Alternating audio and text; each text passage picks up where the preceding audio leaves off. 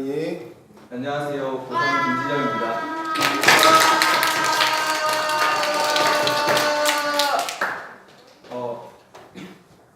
지금 화면에 떠 있는 게 뭔지 다들 아시죠? 압니다. 프랑스 국기예요. 프랑스 국기인데 제가 이번 적금납금 때 발표할 주제는 프랑스에서 19세기 말에 일어난 어떤 사건에 대해 설명을 드리려고 합니다. 이 사건은 드레피스 사건이라고 하는데요. 들어보신 적 있으신가요? 아니요.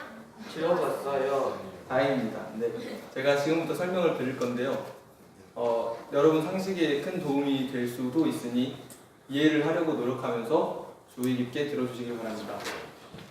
자, 먼저 이 사건은 1894년 10월에 발단됩니다. 자, 여기 뜬 이 사람이 이 사건의 주인공인 알프레드 드레피스입니다.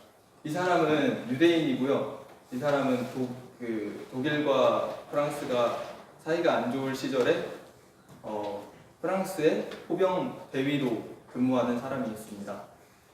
근데 이 사람이 근무하는 그 곳에서 사건이 터지는데 프랑스에 있는 독일 대사관에 어떤 사람이 프랑스의 군사 기밀을 팔아넘겼다는 사건이 생깁니다. 그리고 그 사건을 조사를 해본 결과 이 알프레드 드레피스가 그 문서와 필적이 비슷하다는 이유 하나만으로, 그리고 유대인이라는 이유로 용의자가 되고 결국 이 독일의 스파이라는 이유로 감옥에 갇히게 됩니다. 누명을 쓴 게 확실한데 이 사건이 있은 이후에 재조사를 안 해요. 그리고 진범인 에스테라지 소령이 나왔는데 그걸 진상 규명을 정부에서 거절하게 됩니다. 근데 그 사실을 알게 된 알프레드 드레피스의 가족들과 지인들이 그 사건을 재조사를 하고 계속 꾸준히 다시 신고를 합니다.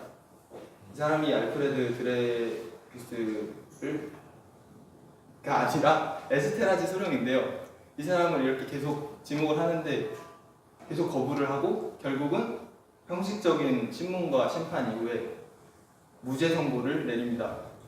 이렇게 해서 이 사건은 마무리가 되는 듯 싶었는데요.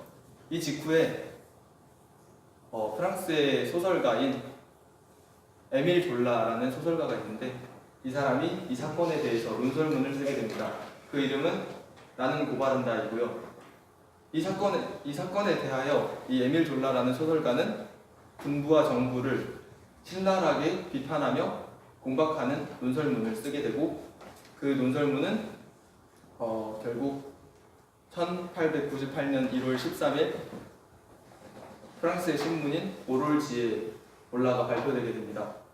그리고 이 사건을 계기로 프랑스는 드레피스에 대한 석방의 찬성, 반대파로 나뉘게 되고 점점 사건이 커져서 단순히 한 사람의 석방 문제가 아닌 정치적 쟁점으로 확대가 된 것이고, 그래서 프랑스는 둘로 나눠져서 서로 대적하게 됩니다.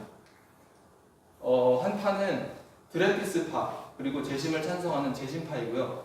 이 사람들은 이제 정의와 진실 그리고 인권을 옹호하며 이런 것들을 중요하게 생각하는 사람들, 즉 자유주의적 지식인 그리고 사회당, 급진당 등이 모여서 나중에 인권 동맹을 조직하게 됩니다.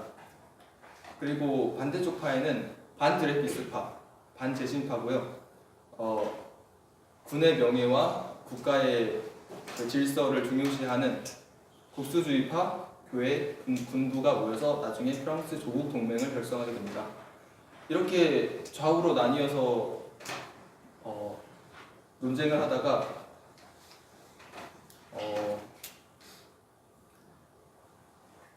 드레피스가 진범이라는 서류가 나와요. 증거 자료가 새롭게 발견이 되는데 이 사건 때문에 반드레피스파가 우세한 듯 보였으나 이 서류가 가짜라고 날조된 것이라고 밝혀진 뒤 그 날조한 그 제보자도 자살을 하게 되어서 이 사건을 재조사하게 됩니다.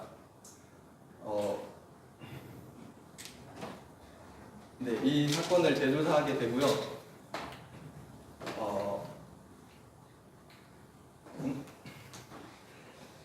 이 사건을 조사하면서 이제 그 날조한 사람은 재심파가 아니라 반재심파에서 온 사람일 거 아니에요.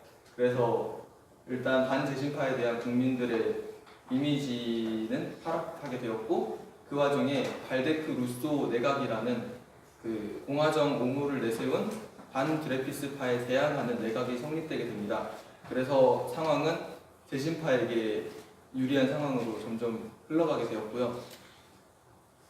여기 이쯤에서 계속 갇혀있던 이 알프레드 드레피스에 대해서 다시 재심을 하게 되는데 유죄가 되는데 대통령 특사로 인해서 이 사람은 석방이 되게 됩니다. 근데 이제 복직도 못하고 아직 죄인이라는 이유로 사회에서 좀 낙인이 찍혀 있는 상태였기 때문에 무려 약 7년 동안 자신의 무죄를 입증하고 법적으로 완전 무죄가 되기 위해서 법적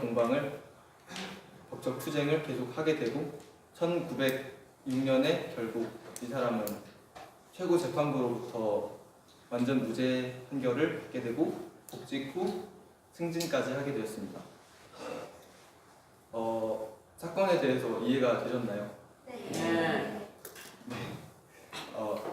자, 이 사건은 프랑스의 공화정의 기반을 가지고, 그러니까 정치 체제예요. 제3공화정이라고 프랑스 혁명 이후에 프랑스에 자리 잡게 된 정치 체제인데, 이것들을 다시 재정비할 수 있게 되었고, 그리고 이 프랑스 좌파 세력들의 결속을 다지는 계기가 되었다고 합니다. 근데 이 좌파라는 건 우리가 알고 있는 그 빨갱이로서의 좌파가 아니라 정치적으로 급진적이고 혁신적이고 진보적인 성향을 가진 정파를 좌파라고 부르는 겁니다. 어쨌든 그런 계기가 되었다고 하고요. 네, 그냥 별 의미 없이 이거를 준비를 하게 되었는데, 이 드레피스 사건이 사실은 5월 19일 일요일 오전 골든벨에서 49번 문제로 나오게 됐어요. 49번 문제로 나왔는데 이 문제를 맞추지 못해서 그 최후의 1인이 골든벨을 울리는데 실패했다고 합니다. 그래서 이 문제가 실시간 검색어에 떴고요. 그래서 제가 이 발표를 준비하게 되었습니다. 여기 보시면 여기 1위에는 아는 것이 힘이다라고 있는데, 이거는 드레피스 사건 문제 49번 전에 있는 48번 문제였어요. 혹시 이게 누가 한 말인지 아시나요? 네, 베이컨이. 검정고시 하신 분들은 아셔야 될 텐데.